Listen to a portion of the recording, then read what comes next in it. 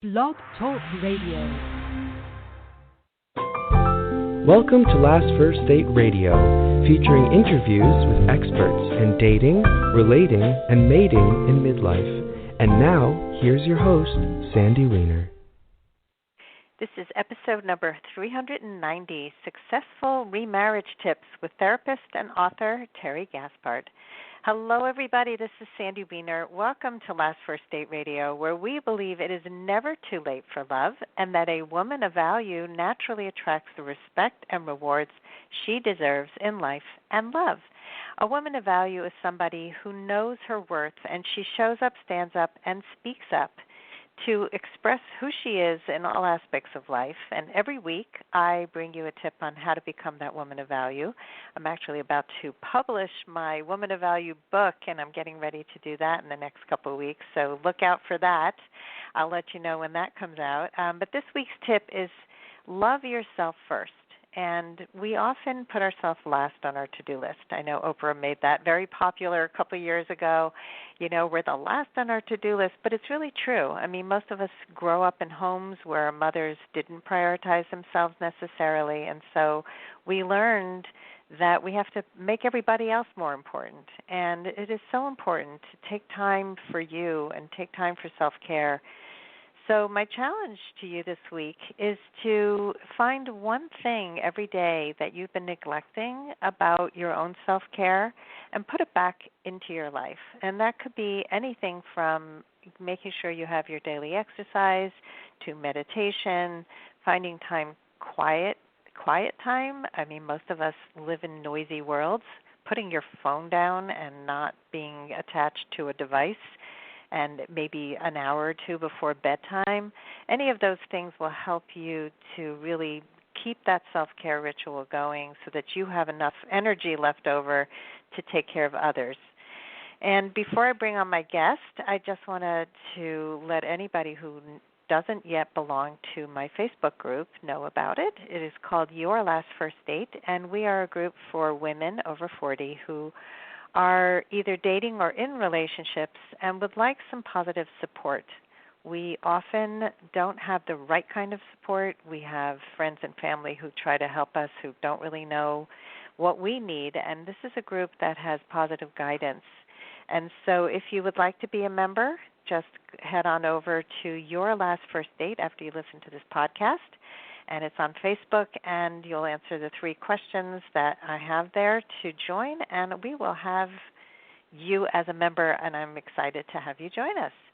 All right, so my guest is a return guest. Her name is Terry Gaspard. She is a licensed therapist and an author and a contributor to many big publications, the Good Men Project, the Gottman Institute, Divorce Moms, Huffington Post, Pathos.com, Marriage.com. She writes a lot, and this is actually her second book, and it's called The Remarriage Manual, How to Make Everything Work Better the Second Time Around. It was just published in February, about a week ago, and we're excited to have you back, Terry. Thank you, Sandy. It's great to be here. Well, thanks. So I love that you focus on remarriage, and you know, you're in a second marriage, and so tell us what made you write this book. I'm happy to talk about it.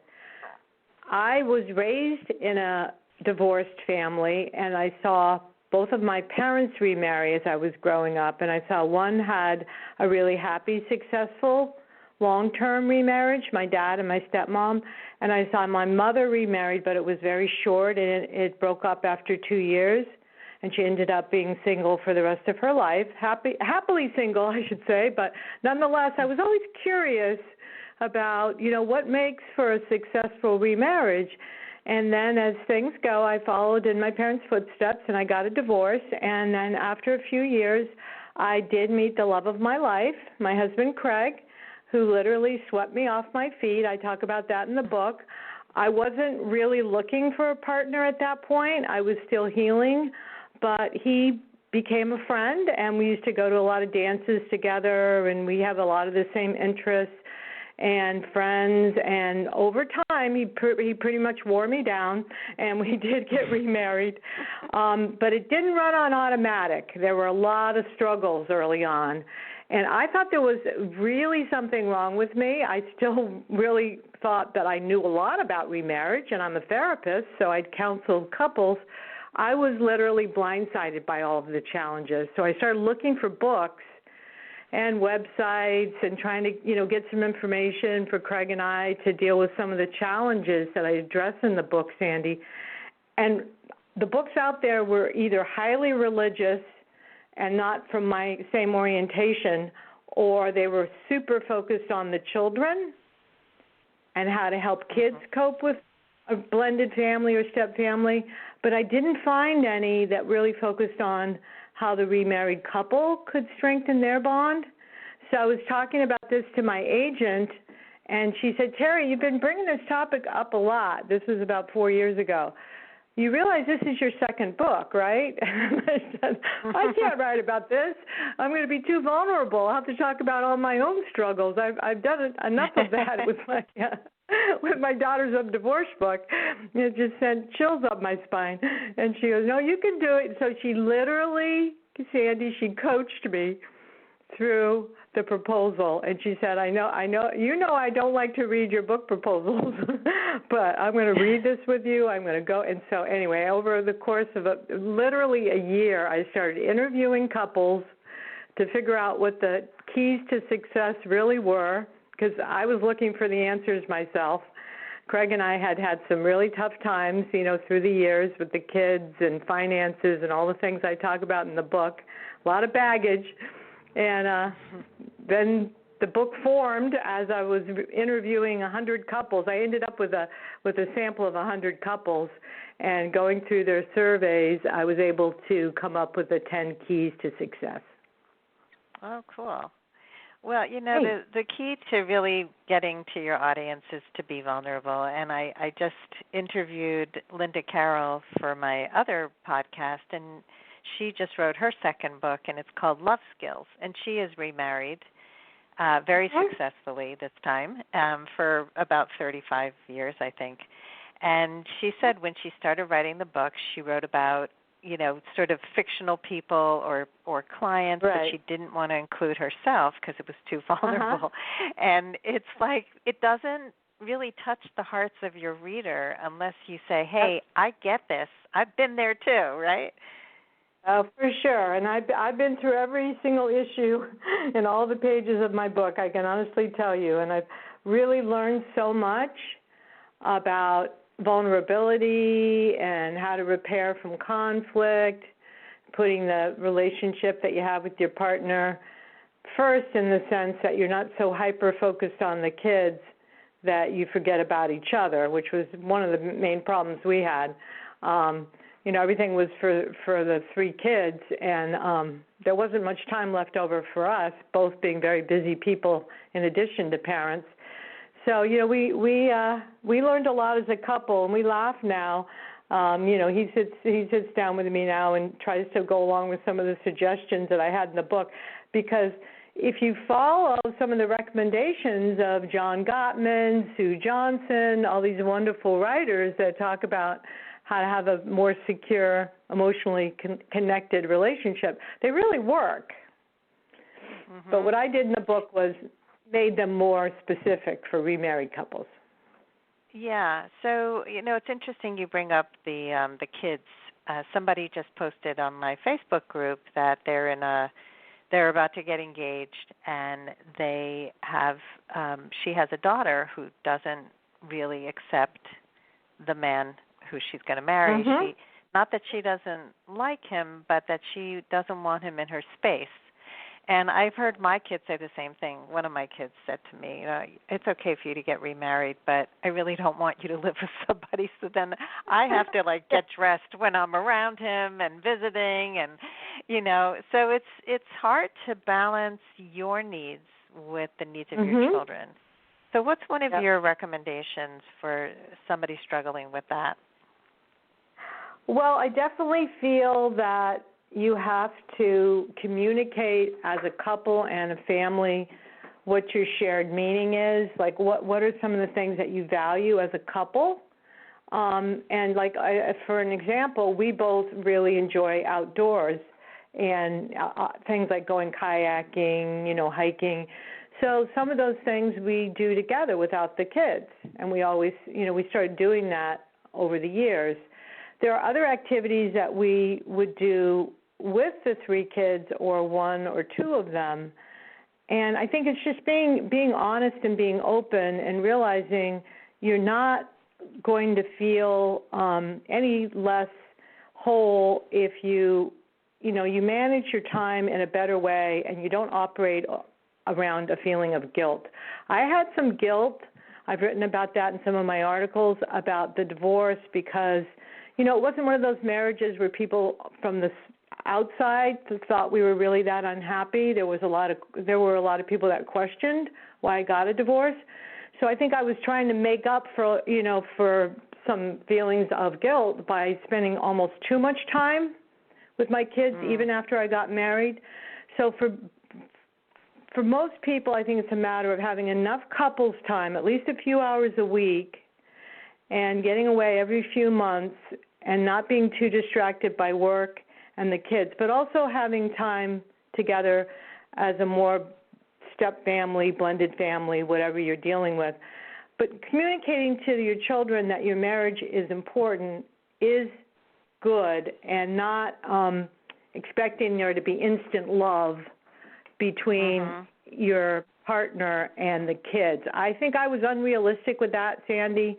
I think I thought that we would gel better than we did, and it takes a lot of time. So I do recommend you be patient, not give up easily, don't issue ultimatums, and start talking about divorce during those early years, because once you start going down that road, it's really easy to, start opening those doors.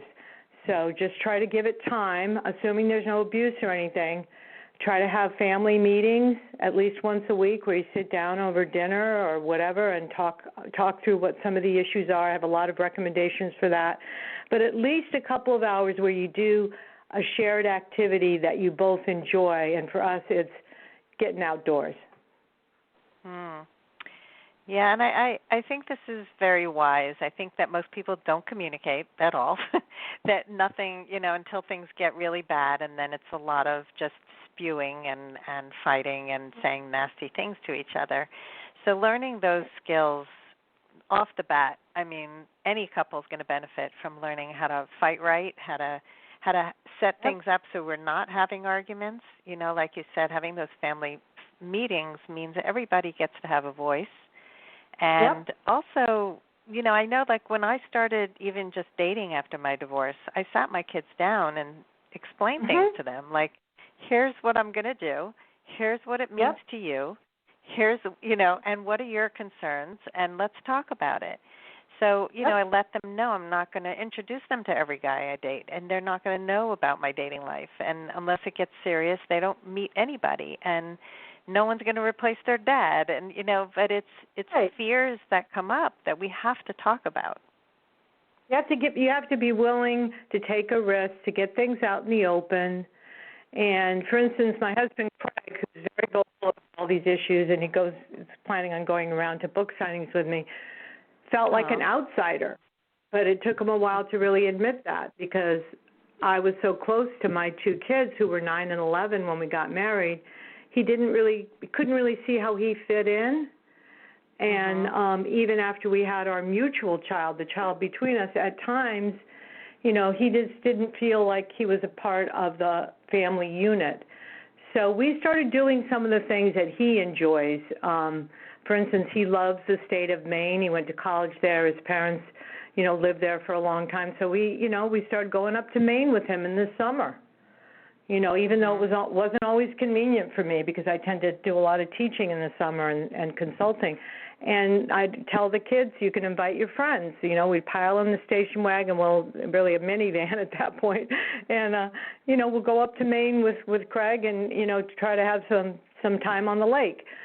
That wasn't always what we wanted to do, but we try to, help him feel that his values and his needs were also important. The real interesting thing that happened about 5-6 years ago with my son Sean, who's now in his mid-30s, is he started contacting Craig on his own, sending him text messages, Sandy, and writing birthday notes and cards. And then Craig came home one day and said, Terry, I think I finally arrived. Sean is not communicating with me through you. He's actually initiating conversations.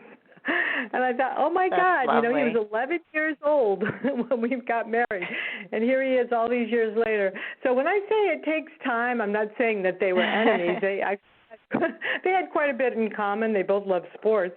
But, it's just the evolution of a step family and how long it can take. And, it can be made more complicated by the fact that their dad lived nearby. Sometimes kids that are, they're as you well know, Sandy, they're jumping from house to house. They're spending certain times with their dad, certain times with their mom. My kids have a stepmother. They have a stepfather.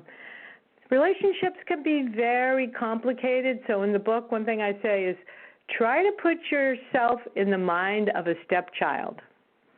And I talk a lot about that in one of my sections in Chapter 9 because, sometimes as a new step-parent, it's easy to think about what your needs are and how you want the house to be orderly, you want the chores to be done. That used to be a big source of conflict for us because my husband's a lot tidier than I am. And my kids were the tidiest when they were young. They've actually become very neat now. But, those weren't things that really were important in my mind for him to focus on when we were early on in our marriage. But, try to think of it, what it's like for, as you said, your daughter, was right out there with her needs. Here's this person coming into their life because their mom or dad wants a new partner. What are they getting out of it?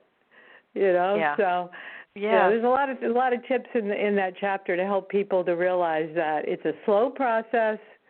It's not really usually instant love, and so try to have realistic expectations, which that is something that runs throughout my book as a major theme, having realistic expectations.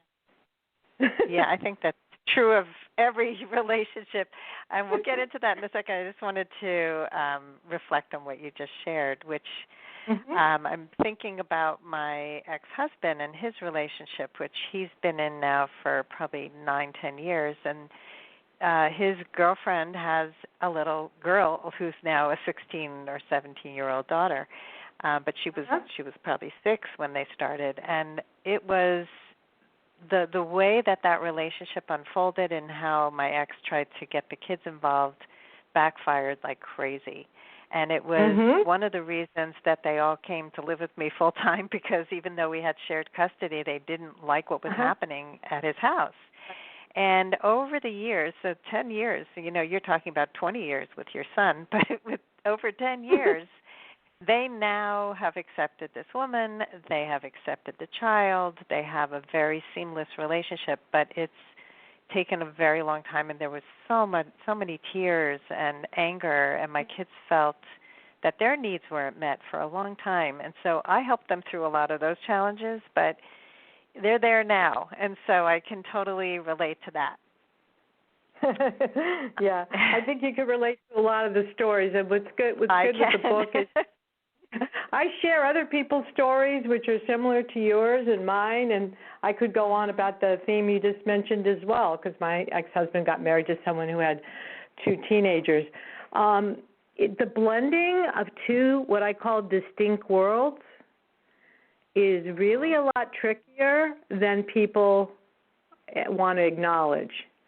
So talk about being vulnerable. You have to really be willing to put it out there and kind of get down to the nitty-gritty that there are moments where it feels really hard. There's so many rough spots that if you make a commitment and you love this person that you're choosing to marry and you have shared meaning and values, plus some chemistry, that always helps, but it's not the most important thing because that can go out the window under a lot of stress.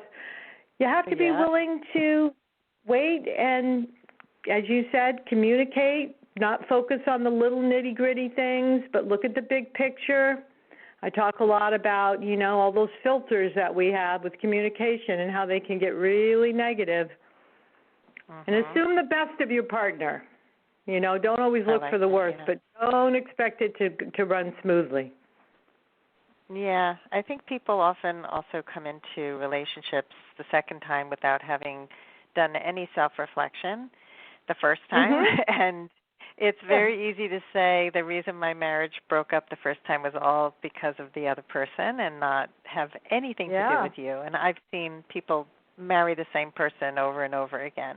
So, tell us about some of the other challenges. So you said we have to have realistic expectations about how difficult it is to blend families. We have, we have to be patient. We have to prioritize and make sure that there are some good foundational elements like the shared meaning and values and the things that most people ignore because they value chemistry so much.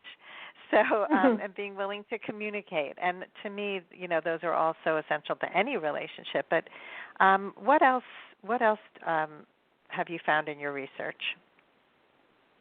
Well, there are two chapters that I wasn't really, one I thought I would write. It was hard. And the other I wasn't planning to write. And the one that I wrote that I was thinking of writing, but I learned a lot from, was how to ditch the baggage from your former marriage. That was a tough one for me because, as I said before, I'm a therapist and I think I know myself pretty well. I study all these great, writers and, people that know so much about bonding. And I realized I still had quite a bit of baggage. In my case, I have trust issues. And so being willing to admit to your partner, it's really hard for me when you don't check in with me when you're running late. Or when we go out socially, you're more outgoing than I am, so it makes me uncomfortable if you spend a lot of time with other people and don't touch base with me. Those kinds of things came up a lot for Craig and I. And that was baggage. Some of it came from my childhood, but some of it definitely came from my first marriage. And I'm not the most charismatic person. I'm more comfortable in a small group or one-to-one. So that was something my husband really had to, he's definitely the extrovert, and he really had to kind of hone things in a little bit. And that was baggage that I had, and then there was some financial stuff. I'm not one that likes to be very forthcoming about finances, and he is. He wanted to blend our money, and I didn't. And so in blending our finances, as you well know, Sandy, you have to be transparent. And that was a tricky one for me, and I was hiding things. I was keeping secrets, and that's baggage that I carried, and that led to Chapter 4, which has to do with don't keep secrets about money. That's a chapter of the name of Chapter 4. I found that 41% of the couples that I interviewed had some form of financial infidelity. Can you believe that? Wow. Hiding and I love that debt. term. Hiding debt, and secrets, from the past, and in my case, I was my mom was giving and lending me money, and I wasn't telling my husband about it because I was too insecure. That is not going to breed trust and intimacy. Any form of financial infidelity is definitely a breach of trust. And it was so really striking to me how many couples that I interviewed had issues with that. Yep, the big ones, money and sex, the things that people struggle with a lot. Just trust and being open and communicating. I mean, it's crazy. Like, people don't talk about a lot of this stuff. I mean, I've been in relationships with men who've confessed being in debt. And to me, I don't care if you're in debt. What I want to know is how are you getting out of it. Do you have a plan, and are you doing it? Because otherwise, there's lots of reasons why people have debt, or there are lots of reasons. People have terrible shame over these things. And so, I think being comfortable with your vulnerability here, and, we didn't talk about sex yet, but I know you have a chapter on that too. So so finances. So you learn to be more open and transparent about that with your husband. Yep. I'm working on it, making some improvements, and I've learned a lot of this through interviewing other people and realizing how important it is. So let me ask you this. You didn't want to blend your money. Did you end up doing that? Yes. You did? Well, we did it from the beginning. It's just that I had my secret account that I didn't tell him about. We blended a lot of our finances. This is all in the book. Except for that little account, right? I had my little secrets. But I thought that was okay because I was protecting him. I'm really good at rationalizing things, Sandy. So I thought, I was protecting him from my baggage. He didn't have any children. That was one issue. So I thought, I have these 2 kids. Of course I have more debt. I have 2 children, and I was a single parent for a while. So we did blend. We're now, I would say, happily blended in the sense that we're not happy with the fact that we, have plenty of money. We'd like more, but we talk about it. We actually have conversations, and I'm really, really relieved to know that we can sit down over a cup of coffee on a Sunday morning or afternoon or whatever and actually discuss finances without a lot of conflict, stress, or feeling really tense and just uneasy. I used to feel really uncomfortable talking about money. It goes way back in my family and in my first marriage. My husband not so much so, but he did develop some mistrust of me after all those experiences that we had. Yeah, I mean, who could blame him, But what you said was so true. When you're so busy blaming the other person, that doesn't help either. So he had some habits he also had to own up to, I mean, let's face it, everyone likes to go on the internet and order things. That was one thing that he would do, a little too much. So we both now have gotten to the point in our marriage after 22 years where we can laugh, we can make fun of each other in a good way, and really realize that we are a good match. We have a lot in common. We want the same things out of life. We love a lot of the same people, and we love each other. But we're still going to occasionally have our ups and downs. They're just not as intense because we own them. And one thing I've learned is if your emotions are really intense, they're probably somewhat based on your baggage. Oh, yeah. Yeah, it's amazing when you can really work on your own stuff, then you become so much more compassionate towards others.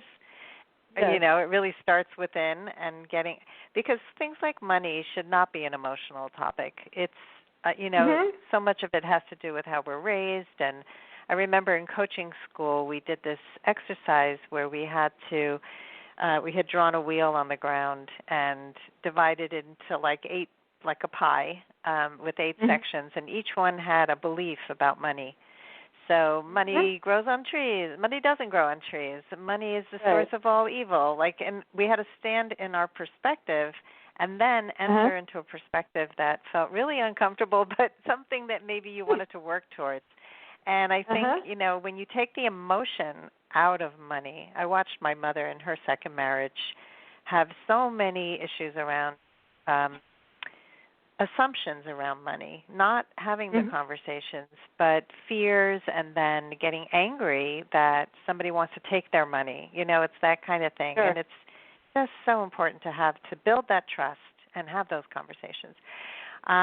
So let's get into the keys to success as we're nearing the end, because we've talked about the challenges. Let's talk about how we also have talked about some solutions, but what are the 10 keys that you have found for remarried couples? Well, they go along with the chapters. The first chapter is building a culture of appreciation, respect, and tolerance. And at the end of each chapter, I give 4 action points. So that really pretty much is a good place to start, and there's things you can do to show appreciation because we all tend to focus on the negative and be a little too critical, I think, at times. So showing appreciation. Then Chapter 2, making your remarriage a top priority, finding those moments where you do things together. And one thing we adopted from John Gottman is we give each other literally a 6-second kiss every day. Before we leave the house, we reach over, we try to connect in a couple of different ways, through putting our arms around each other. He likes to stroke my hair. Give each other a kiss. Be more affectionate. And even if it's a small time that you have this ritual together, try to have rituals together every day where it's just the two of you. And then I have rituals throughout that chapter in different ways you can connect and strengthen your bond as a couple.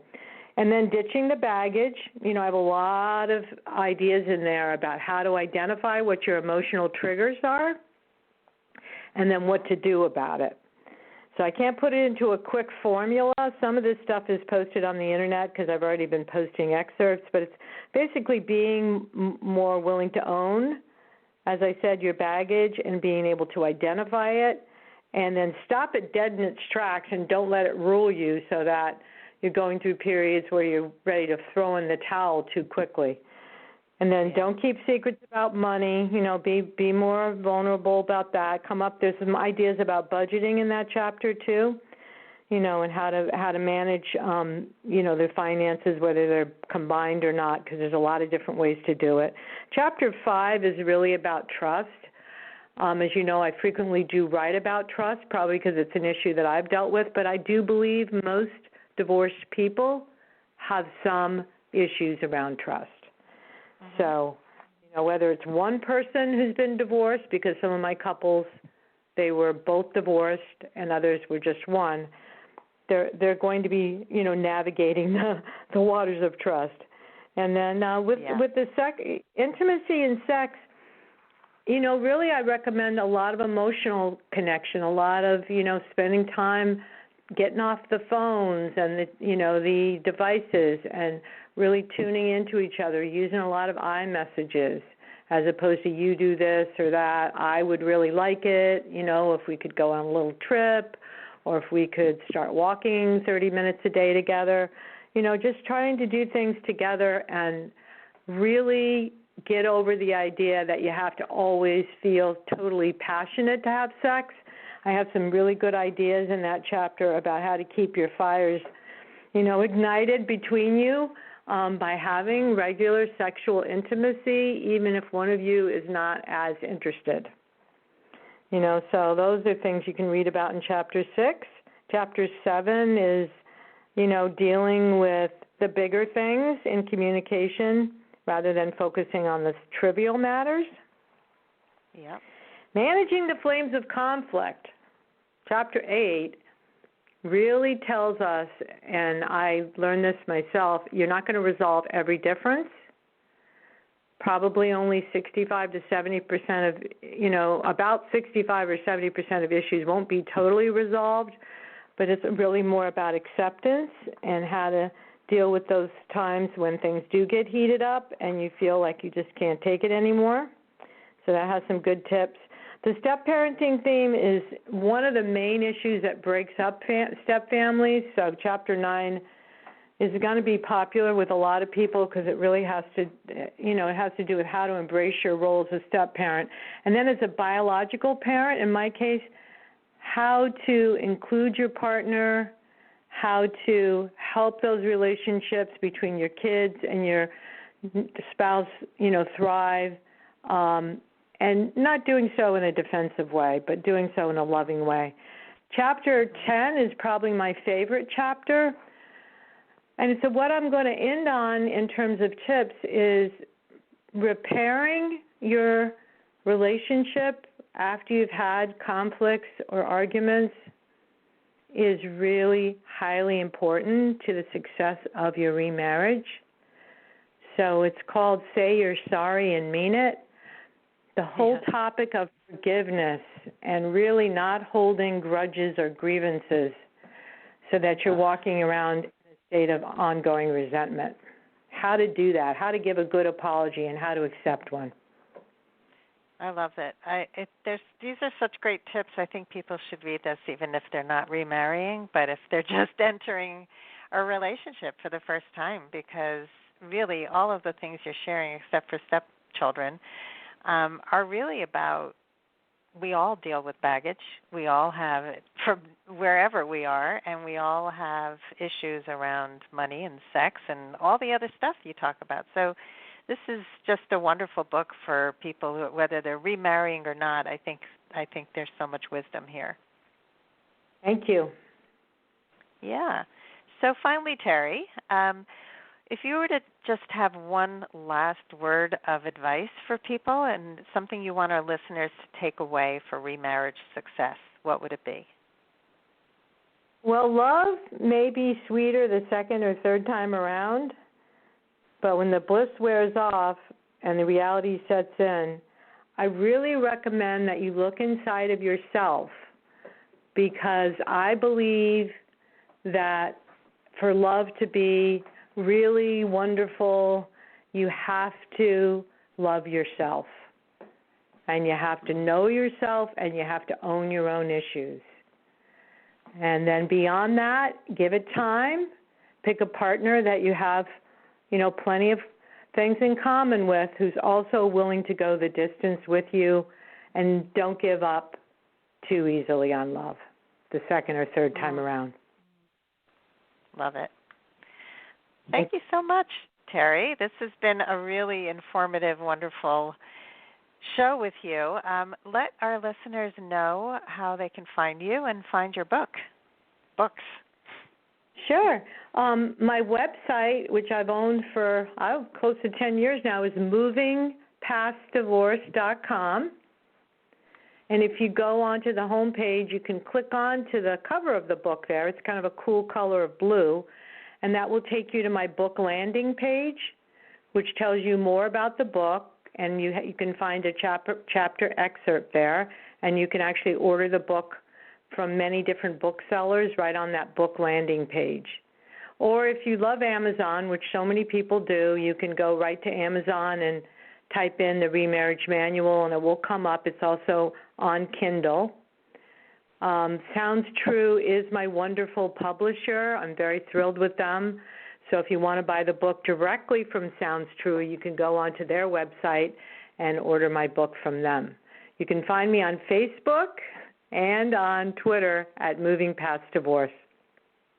Awesome. Well, thank you so much, Terry, for coming on the show again and for sharing your wisdom on remarriage. Really, really valuable content here, and I hope you have tons of people going out to buy this book and read it and work on their relationships, first with themselves and then to really work on partnership, because that's really what it's about. Thank you, Sandy. I'm very appreciative of you having me on the show today. My pleasure. Thanks, everybody, for listening today. And if you love our show, please rate and review us wherever you listen to podcasts. iTunes is one of my favorites. We really appreciate you sharing, listening, rating, and reviewing. And go to my website, lastfirstdate.com, to learn more about me. And don't forget to join Your Last First Date, because we hope you go on your last first date very soon. Have a great day.